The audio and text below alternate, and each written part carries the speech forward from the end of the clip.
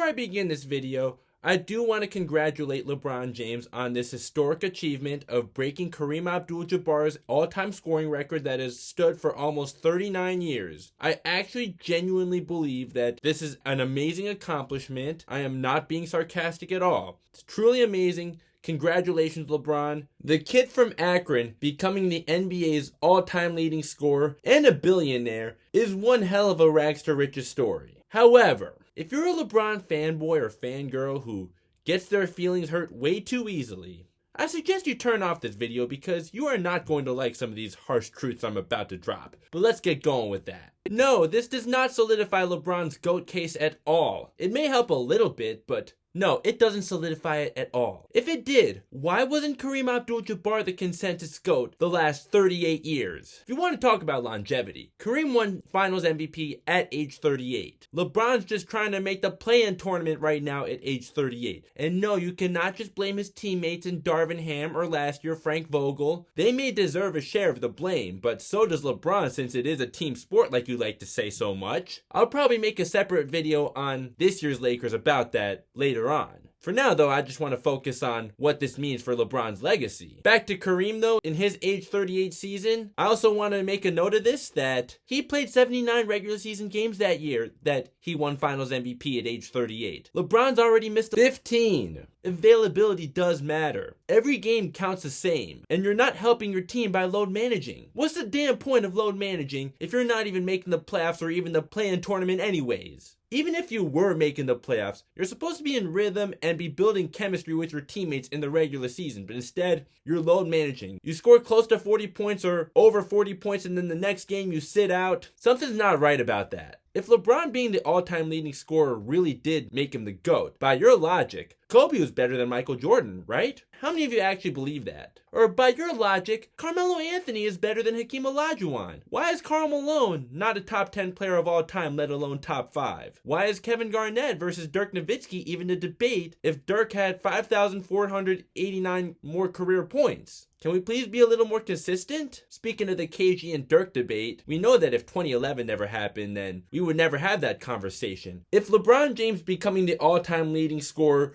cements his GOAT status, then why is John Stockton not widely regarded as the greatest point guard of all time, even though he's the all-time leader in assists and steals by a wide margin? Yeah, it's all about the rings. Let's be consistent, alright? We're going to talk about how much winning does matter, how stats do not exactly impact winning as much as you guys like to think. Jordan fans are crying, yeah, because there's so much to cry about over a longevity achievement, even though Michael Jordan has more rings, more MVPs, more finals MVPs, a defensive player of the year award, more scoring titles, more all-defensive selections, you name it. But we'll get to more of that later. Back to LeBron versus Kareem though. LeBron may still have more points, and he actually did it in fewer games than Kareem, so I will give him that. But that's not where the argument ends, as much as I know the LeBron cult won't be hesitant to bring that up. So far I only mentioned Kareem's age 38 season. Well, Kareem only missed 78 games for his entire career, while LeBron has missed more games as a Laker going into this season. 84 to be exact, before this season, plus 17, and counting this year to make it 99 and counting. Again, availability does matter, and while yes, LeBron has had injuries since he's been a Laker, and I can't be that hard on him about that, the fact that he rests after having some pretty dominant stat lines, a lot of the time against some pretty subpar teams too. Yeah, it just doesn't sit well with me at all. It tells me that he's just trying to protect his stats, instead of really focusing on winning. And why is winning not the main objective?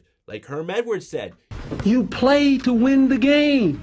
If you're fully healthy, you should be playing, period. The season should be hard no matter how old you are. Load management is terrible for the sport, and because medical treatment and training is light years ahead of what it used to be, there's no excuse for load management. It should be easier to play every game than it used to be. Michael Jordan played all 82 games in his age 40 season. Sure, he wasn't as good as he used to be, but he at least suited up when he was healthy enough to play. Even the year before that with the Wizards. He only started missing games after he tore his meniscus. But he went into that season already injured with broken ribs. Even Wizards Michael Jordan most certainly wouldn't miss the play-in tournament if that existed back then if he were given Anthony Davis even for half a season and Russell Westbrook. If the play-in tournament existed back in Michael Jordan's Wizards years, the the Wizards would have made it even in the West in his first year there based on their record, and MJ's next best player was a very young Rip Hamilton. The next year he had Jerry Stackhouse, who did outscore him, and the Wizards would have only made the play-in tournament in the East but not the West. But either way, LeBron gets no passes for not even making the play-in tournament last year, nor should he if the Lakers miss it this year too. While no, LeBron doesn't deserve all the blame, he absolutely does deserve a share of it for not closing out games well. At least there was that 27-point comeback against the Mavericks just now though, but a lot of times LeBron has not closed out the games. In fact, Anthony Davis was the one who really came up clutch.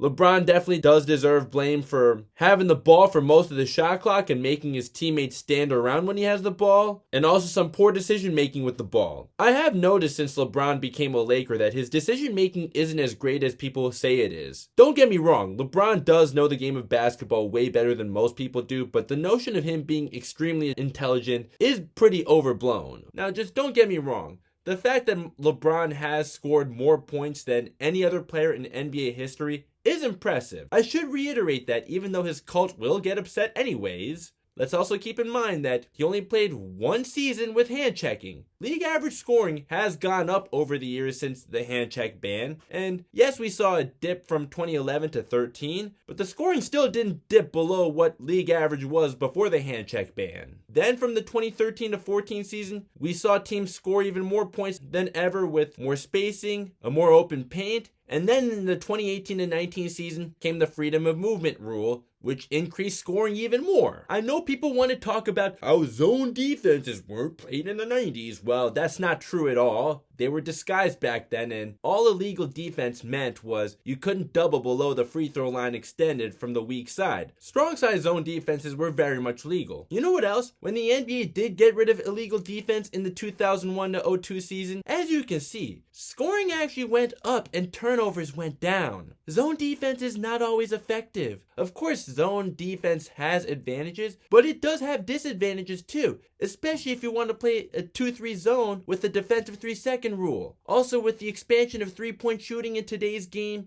yeah, it's not really effective to play zone defense against three-point shooters. So, there you have it. LeBron playing in an era where there's no illegal defense, well, outside of defensive 3-second, which helps the offense. Yeah, that's not a good argument at all. We see the evidence of how the hand check ban, defensive 3 seconds, a restricted area, and freedom of movement have benefited the offense. We haven't seen any benefit for the defense since illegal defense was gotten rid of. Now, of course, that doesn't mean anybody can score at will, so that's why I will say that LeBron having the all-time scoring record is impressive at all. But I promise you, he wouldn't get to the basket nearly as easily in a previous era where you were allowed to hand check and when the game was way more physical. He would need to develop the ability to stop on a dime and pull up from mid-range in that era, which was never in his repertoire. In the 2007 finals, where the Spurs were daring him to shoot, that caused him to score just 22 points per game on 35% while getting swept.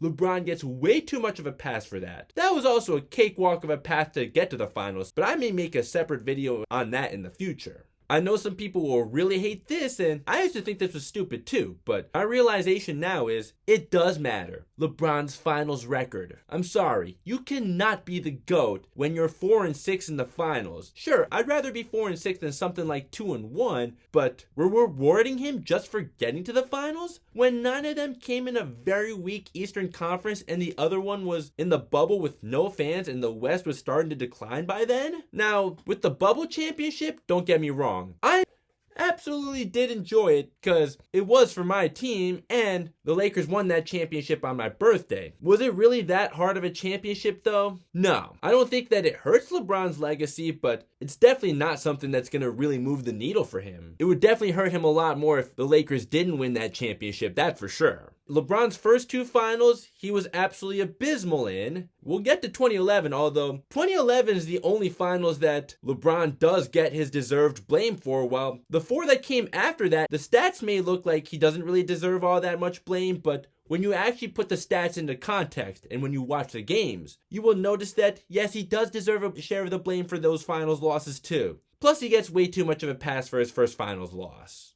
I'd also like to note that every team Michael Jordan beat in the finals would absolutely smoke the 2007 and 14 Spurs, especially the 2014 Spurs that had an old big three and a baby Kawhi Leonard that was still a role player at the time. And every team that Michael Jordan beat in the finals was definitely better than the 2011 Mavericks, who were the second oldest team to ever win a championship by average age behind the 98 Bulls. The Mavericks getting swept out of the first round the very next season despite Tyson Chandler being their only major loss. That should tell you that was a finals a LeBron-led super team should have beat, but LeBron had the biggest meltdown in the NBA finals of any superstar in league history. That included blowing a 15-point lead in Game 2, which LeBron scored 20 points while Dwayne Wade scored 36. LeBron had 0 points in the fourth quarter of that game. That also includes a game where LeBron only had 8 points for the entire game. Not just one quarter, the whole game. 17 points per game for the entire series, which is definitely not GOAT worthy at all. Why did that happen? Because he lacked confidence, something that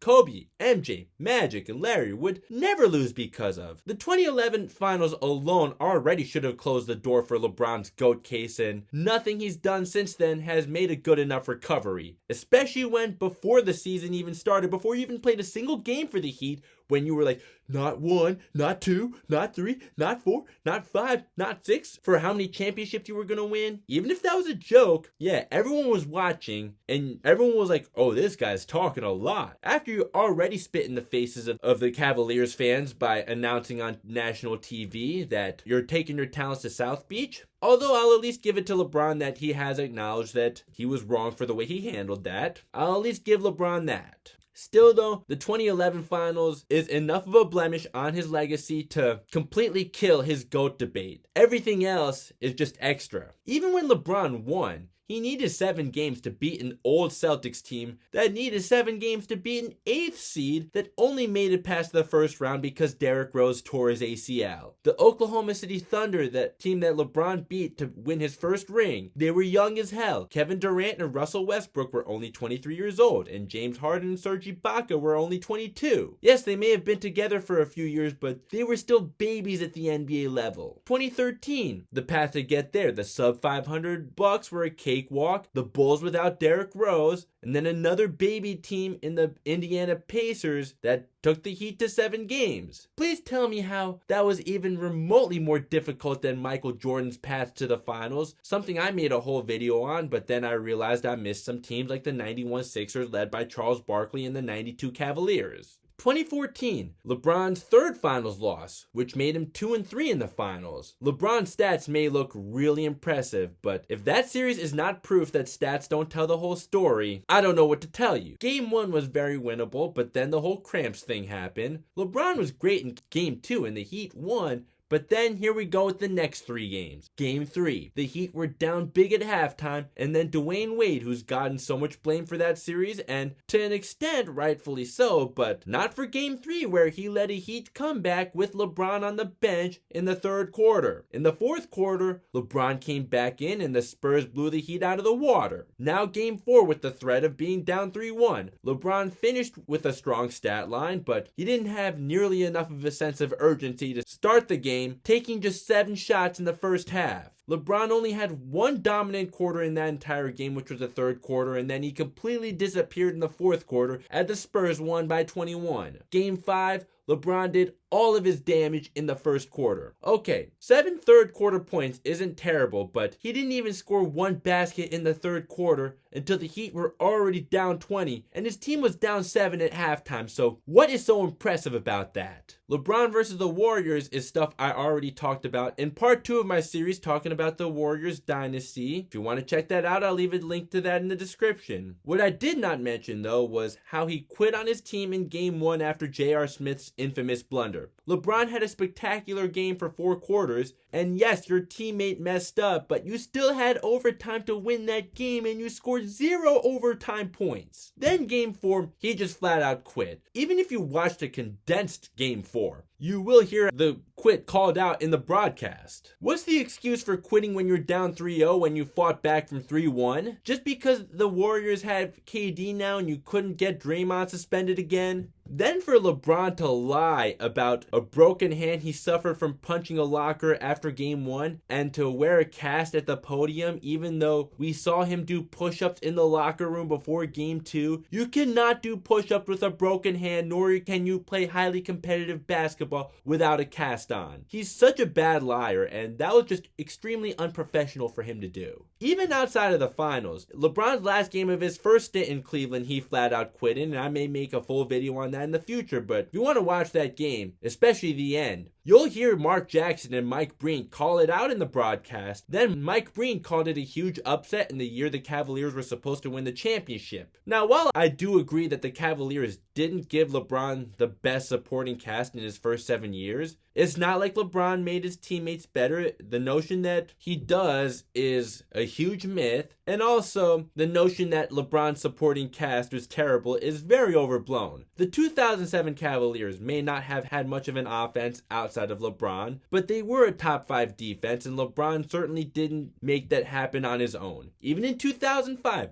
Zydrunas Ilgauskas was an all-star. Sure, in a weak Eastern Conference, but he was an all-star nonetheless. Mo Williams was an all-star in 2009. The Cavs brought in Antoine Jamison during the 2010 season, who was averaging 20 points per game for the Wizards before getting traded to the Cavs. That dropped down to 15.8 while playing alongside LeBron. I wonder why that is, since some of you like to claim that LeBron does make everyone around him better. Anyone really want to prove it to me that LeBron does make his teammates better? Since I don't really see the proof. Michael Jordan has a much better track record than LeBron does for making his teammates better. Not even just Scottie Pippen, who became a Hall of Famer while playing alongside Michael Jordan. Also, Orlando Woolridge, the leading scorer of the Bulls before Michael Jordan was there. He saw his scoring average go up in Michael Jordan's rookie year. Also, B.J. Armstrong and John Paxson had their best seasons as a Bull. So did Steve Kerr. Even though Luke Longley wasn't all that great, he did have his best statistical seasons with the Bulls. Also, here's a fun fact. Outside of Michael Jordan's rookie season, he never averaged under 30 points per game for any playoff run he was ever involved in.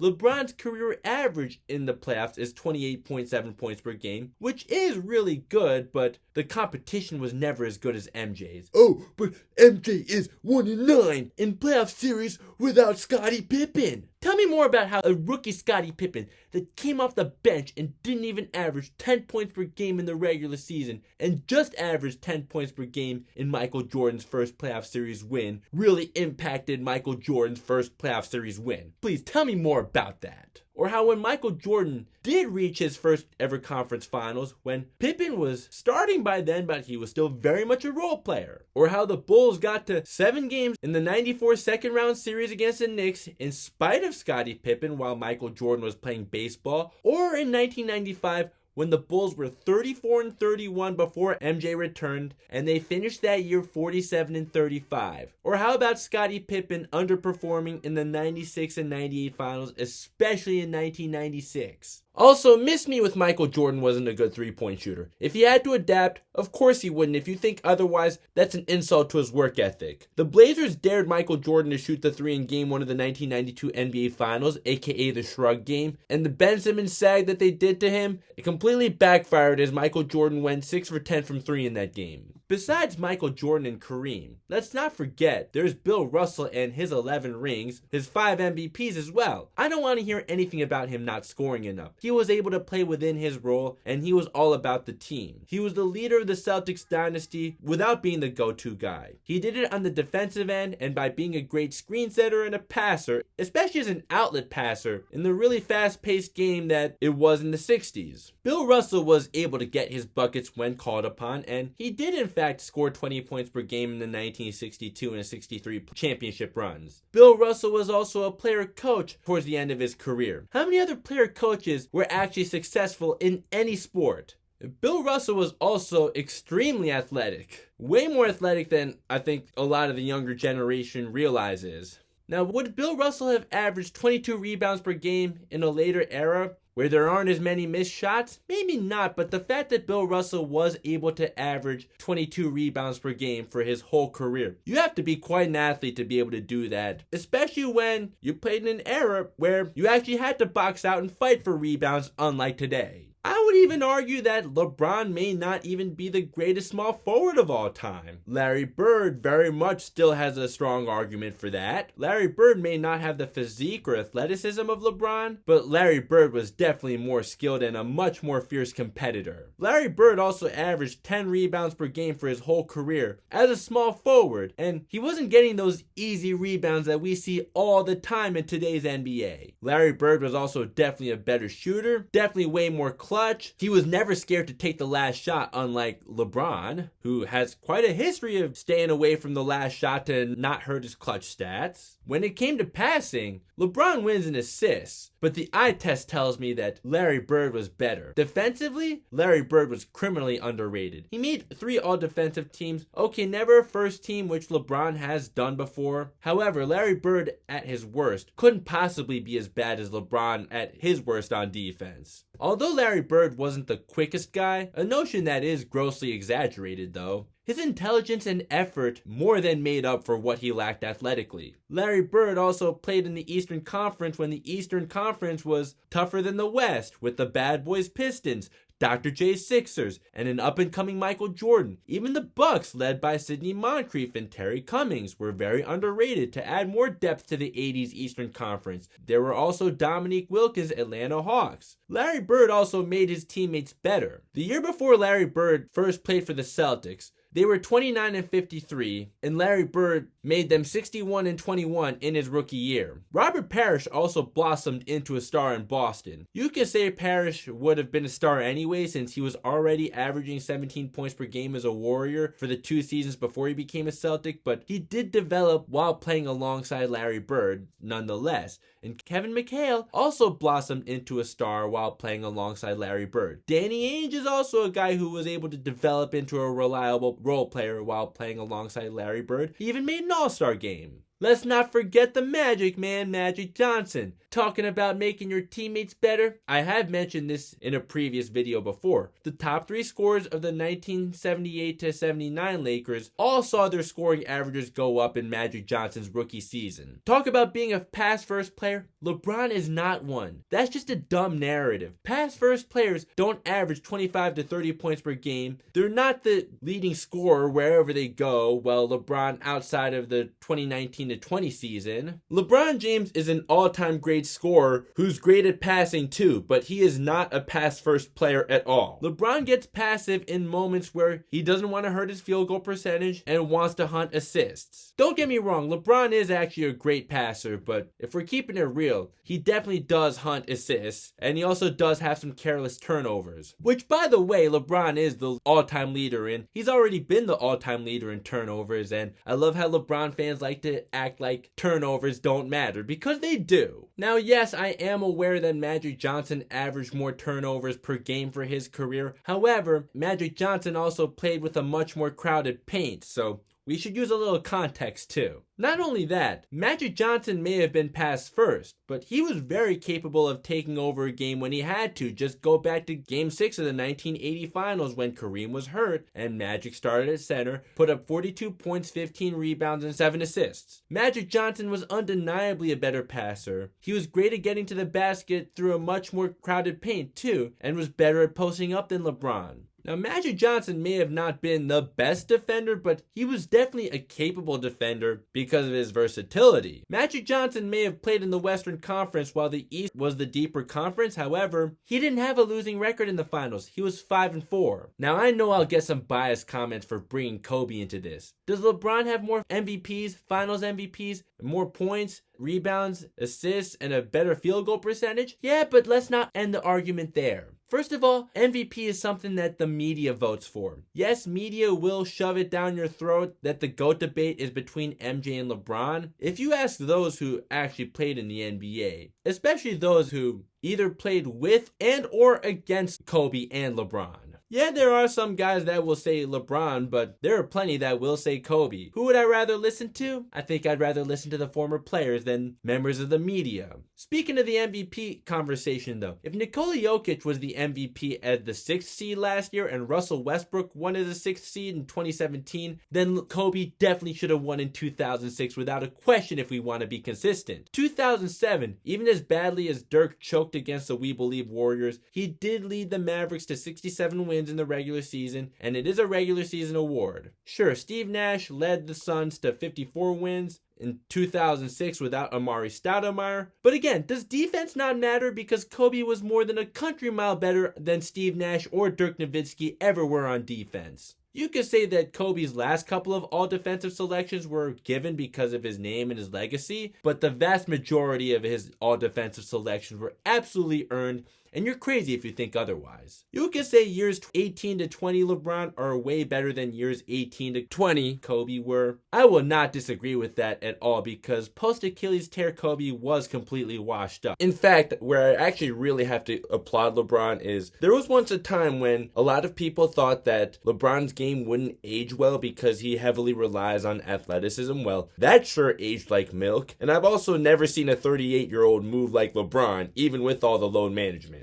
LeBron also had way more of an immediate impact than Kobe, that is true, but LeBron was given much more of an opportunity from the get-go as he was drafted by the worst team in the league at the time, while Kobe ended up on a team that was already decent the year before he made his debut, and they just signed Shaq that offseason. I saw a tweet saying Kobe won his first championship while averaging 15 points per game on 36%. Imagine what the narrative around LeBron would be if he ever did that. First of all, Kobe severely sprained his ankle in the first quarter of game 2. We get rid of that game, he averaged 19 for the whole series. That's not an excuse, that is a fact. 2000 efficiency is also way different from 2023 efficiency because there was no defensive 3 seconds or freedom of movement and you were allowed to hand check back then. The paint was more crowded back then. Now there's no excuse for how abysmal Kobe was in game 5 when the Lakers got obliterated by 33 points, but game 4 on a sprained ankle after Shaq fouled out, Kobe was the hero.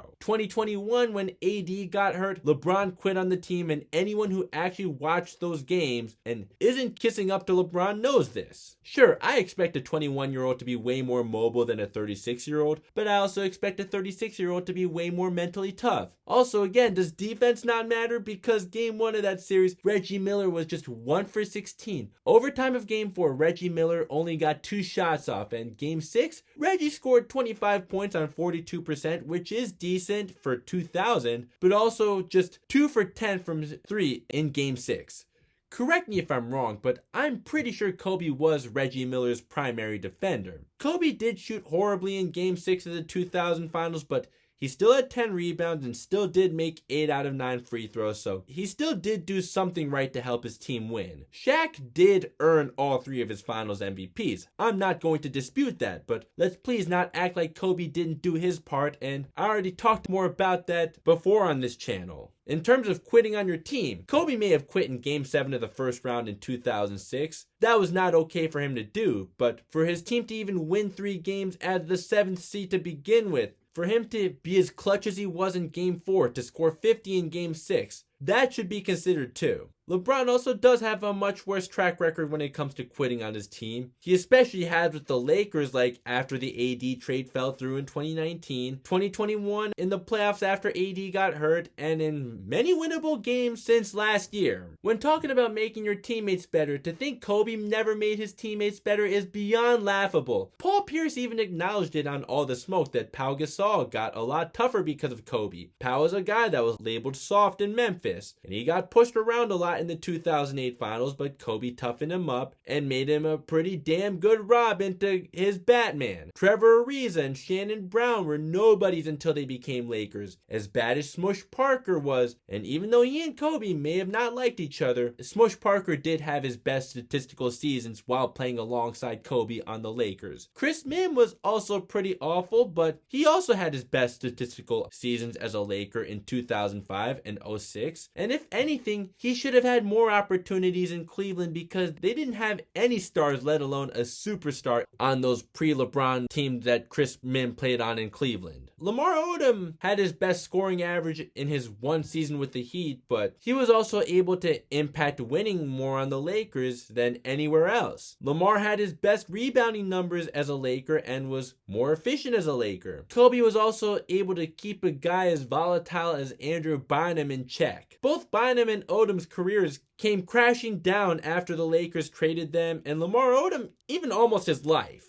Since I brought up LeBron's finals losses, yes, the 2004 finals are undeniably a stain on Kobe's legacy, but he still wasn't as awful as LeBron was in the 2011 finals. Kobe still had that game 2 where he scored 33 points and hit that shot to send the game to overtime, which, if that didn't happen, the Lakers would have been swept. LeBron never scored 30 points in any of those finals games, and I'm pretty sure I've said it before that I'd rather my star player overshoot than not shoot enough. Kobe didn't lose the 2004 finals because he lacked confidence. He had plenty of confidence. The problem was he had too much confidence and got greedy because the Pistons weren't doubling Shaq. 2008, yes, Kobe should be held accountable at all, but Pau Gasol was definitely more at fault as the Celtics were just completely bullying him around. Kobe's 5-2 in the finals, and with Shaq, he absolutely did play his part. The other two, he was the man of the team, and he had to go through a much tougher Western Conference than any conference LeBron has ever played in. 2009, the 8th seed won 48 games, and 2010, the 8th seed won 50 games. Both would have had home court advantage in the first round if they were in LeBron's East. How about when it comes to excuse making? Because LeBron is so full of them. We even heard him admit to making excuses in the Redeem Team documentary.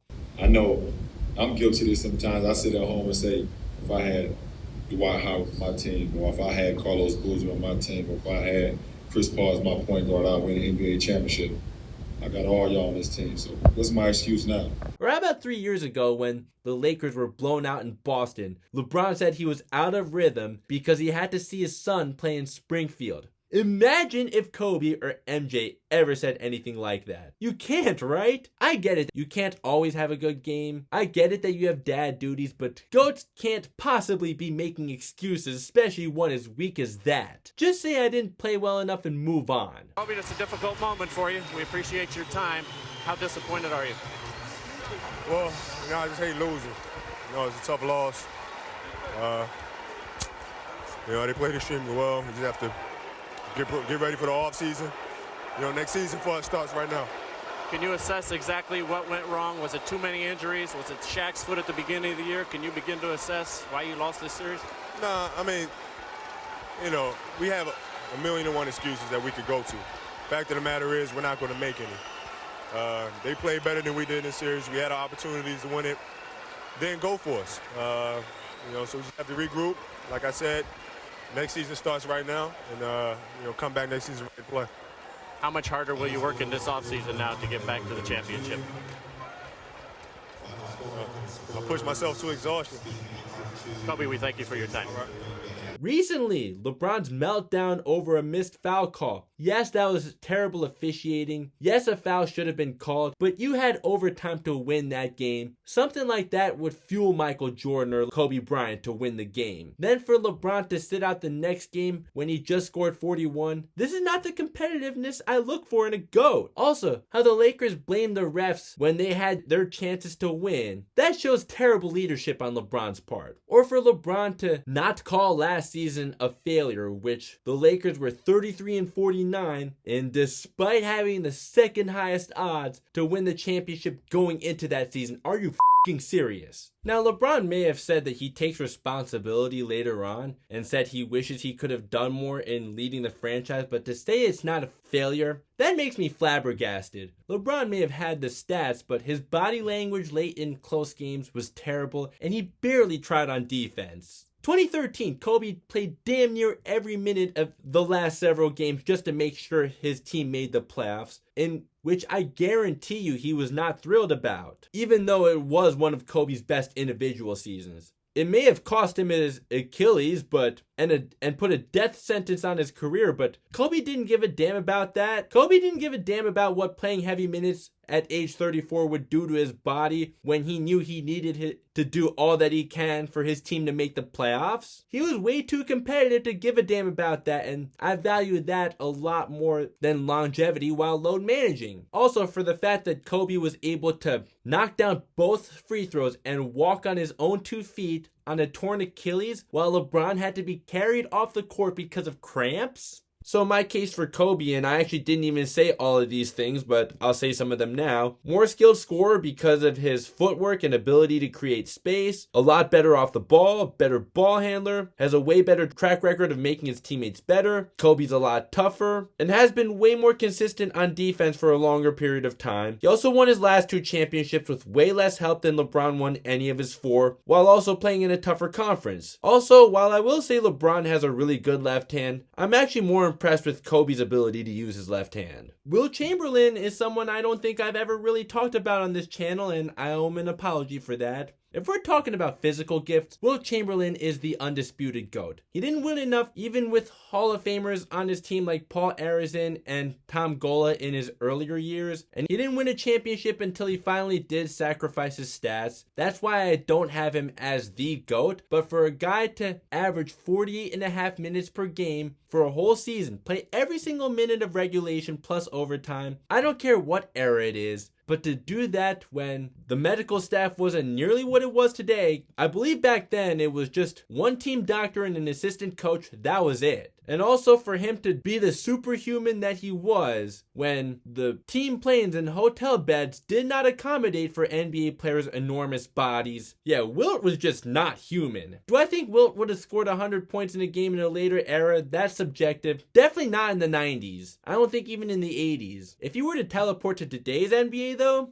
I wouldn't be shocked if he scores more than that if he's allowed to play every minute, which we don't really see anymore as guys don't even play 40 minutes per game anymore. But with an open paint and the fact that you're not allowed to be as physical as you used to be, I would not be surprised if Wilt does score more than 100 points in a game today if he were to teleport to right now. The fact that he ever scored 100 points in a game though, you need a lot of stamina to be able to do that. Wilt is also the reason for the widening of the paint and why the free throw shooter has to wait until the ball hits the rim to move, but those would really be his only 2 disadvantages if he played today, and I wouldn't consider either of those very big disadvantages. Not to mention, offensive foul rules were way stricter in Wilt's day, so there's a big advantage for him in this era. Want to also know something that, at least from my surroundings, keeping in mind that I'm 29 years old, I'm not so sure a lot of people are really aware of this. During the 9th game of the 1969-70 season, Wilt suffered a total rupture of his patellar tendon at the base of his right kneecap. Keeping in mind surgeries and medical treatment were light years behind where they are today, Wilt still played all 18 playoff games that year, averaged 47 minutes per game, and averaged 22 points and 22 rebounds per game. The Lakers did ultimately lose to the Knicks in the finals in Game 7 that year, but for Wilt to even be able to do that much after an injury that bad at the age of 33, that really should have been a death sentence to his career. The following season, which was the last year that Wilt averaged 20 points per game, and then in his last 2 seasons, while not being nearly the scorer that he used to be, he still never averaged less than 18 rebounds per game in any of those seasons and still played over 40 minutes per game. Also, Wilt Chamberlain was catching shots out of mid-air. Who else have you ever seen do that? I don't understand how this guy was possibly a human being. That just doesn't sound human to me. And people want to talk about how he dominated small guys. Well,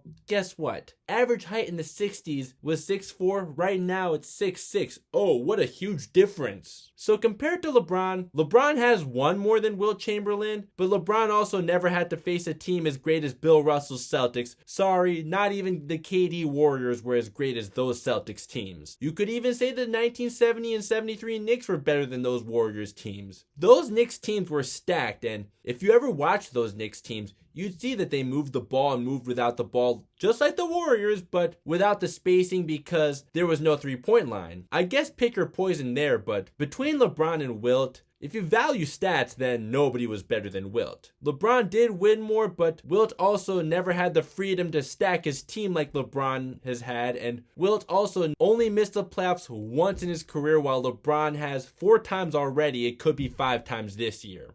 Literally the only thing that LeBron has on his side is an argument for the GOAT, which TJ pointed out on Twitter. We never met, but we follow each other. It's longevity, and that's a great career, but that doesn't make you the GOAT. Not to mention, LeBron has had the luxury of modern medical treatment and training, as well as the ability to spend millions just to maintain his body. I do give LeBron credit for being as durable as he's been, because even with modern benefits, not everyone is as durable as him. In fact, most people aren't. I guarantee you that past generations would have significantly benefited from today's medical treatment and training to have longer careers though. Especially Larry Bird, with his back problems that he had towards the end of his career. The last thing I want to say is how boastful LeBron is without context, saying he feels like the greatest player of all time after coming back from 3-1, like the first 4 games don't matter, and after you got Draymond suspended, and then saying that you think you're the greatest player of all time to the public over this scoring record. Michael Jordan may believe it in his head that he's the greatest of all time, but you'll never hear him say it publicly. Both Michael Jordan and LeBron have every right to believe it in their heads, but to say it publicly, that's just boastful and arrogant. Or when Kobe was asked about Magic Johnson or Shaq calling him the greatest Laker of all time, Kobe always said he wouldn't be who he is if it weren't for the guys who came before him. I don't know about you, but being as boastful as LeBron, not just with calling himself the greatest ever, but posting his highlights after a loss or beating up on a bad team is not stuff I resonate with at all. Also, when LeBron did break the record, at least he did thank other people. I'll give him that, but he did nothing the rest of the game.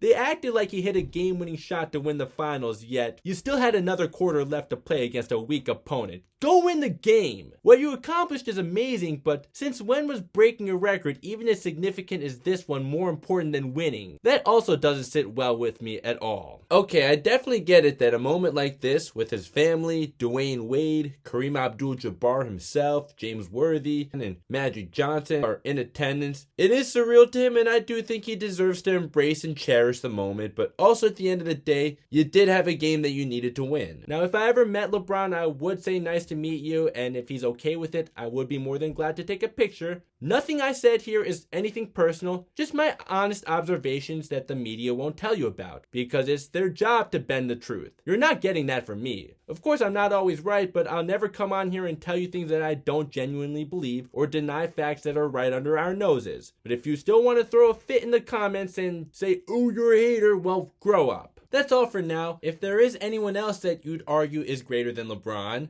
Tim Duncan, Hakeem Olajuwon, Jerry West, Shaq, let me know in the comments. Or if you want to tell me I'm being too harsh on LeBron without getting butthurt, I'll gladly listen to you and we can have an open discussion. Once again though, what LeBron accomplished is remarkable, and even in today's era where it's a fact that it's easier to score than ever before, it's still not like everyone is capable of doing what LeBron is capable of doing, even with all the load management. In fact, most people can't. We can at least agree on that, right? To even mention LeBron in the same conversation as any of the guys I talked about in this video is already a remarkable feat. I will at least say LeBron has had the best career out of anyone drafted in the 21st century. Maybe Stephen Curry has an argument, since he was able to win his championships without running away from adversity, staying with the team that drafted him the whole time, when they were a terrible team the first few years of his career. And the fact that Steph does make his teammates better. LeBron is also definitely harder to stop when he's going to the rim than Steph is, but Steph also doesn't let the defense load up on him like LeBron does by always moving without the ball.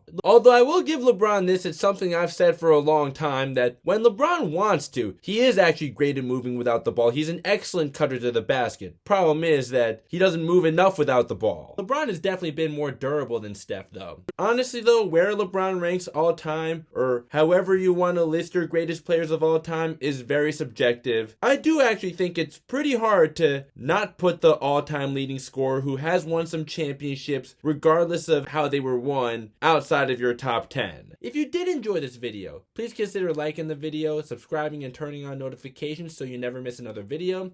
If you hated this video because you're part of LeBron's cult fan base, just don't get drunk and drive your car over a bridge. Stan. So, here are 2 videos up above. I'm sure you'll enjoy one or the other. If you'd like to click either of them, really appreciate that. Thank you so much for watching.